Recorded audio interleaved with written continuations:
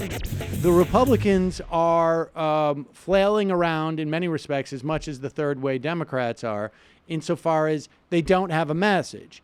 The Republicans were counting on the tax cuts to provide them a message going into the midterms, and they've already abandoned the tax cuts as some type of message, because it turns out when you give huge tax cuts to a select small set of people and not the rest of the people, it does not have the electoral salience that you would expect, or that they expected.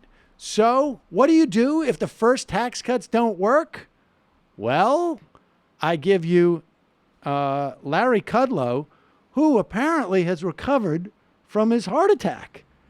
And he is back on tip-top form. Excuse me, just remember, the last time we saw Larry Kudlow, he was like so excited, he seemed almost intoxicated with excitement. And then on TV, and then the next day it was announced he had a heart attack and he just sort of went away, but he's back on the job. Good for him. Care so much about the economy. The polls show that. We're talking about tax cuts 2.0. Stuart Varney was on the couch saying he doesn't think it's going to pass. You had Jason Chaffetz saying that he thought that it possibly could, at least in the House. How is it going to make our lives better? What is the tax cut 2.0? Well, look, 2.0 follows 1.0, and 1.0 has been a smashing success. I mean, as the president said, U.S. economy is booming, roaring. We're the hottest in the world. In fact, capital's coming to us all over the world. Capital's flowing to the U.S. All right, pause it for 1 second. Now, listen, I did go to law school for a year, but I am not a doctor. And so I will say that I am not qualified to say that it seems like he's having a relapse of his heart attack. But heart attack symptoms. Hey, you invited me on. You wanted to talk to me.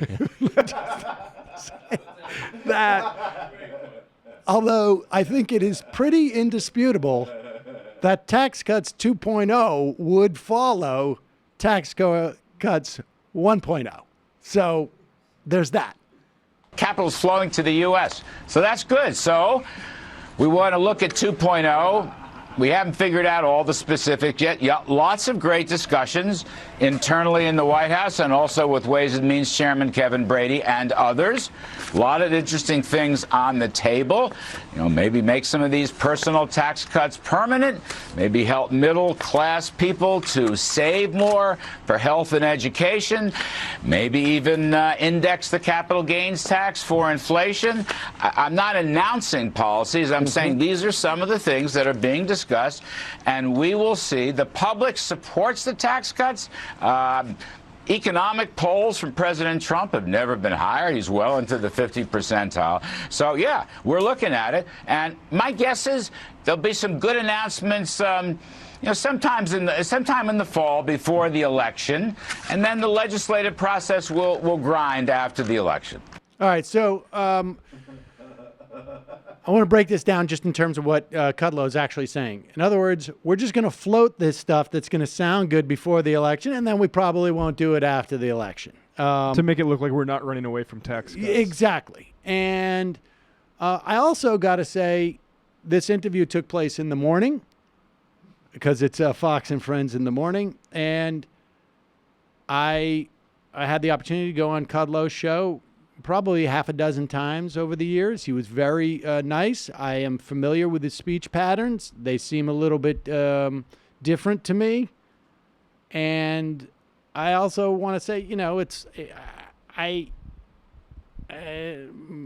my sympathies for his, in all honesty, for the potential of his relapse of his heart attack. Welcome back to the show, Rachel. Hey, happy Hanukkah. Happy Hanukkah, right? Am I right? You don't want some gold? You don't want some gold in the tax cuts? I think. Happy Hanukkah. Anyways, we were honestly, talking with Chairman Brady and others.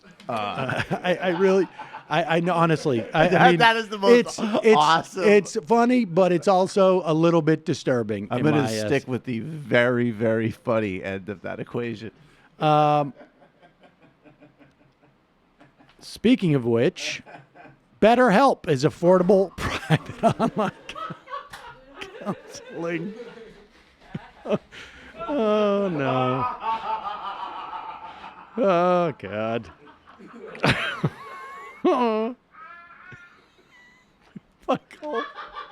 Michael's had to leave the building.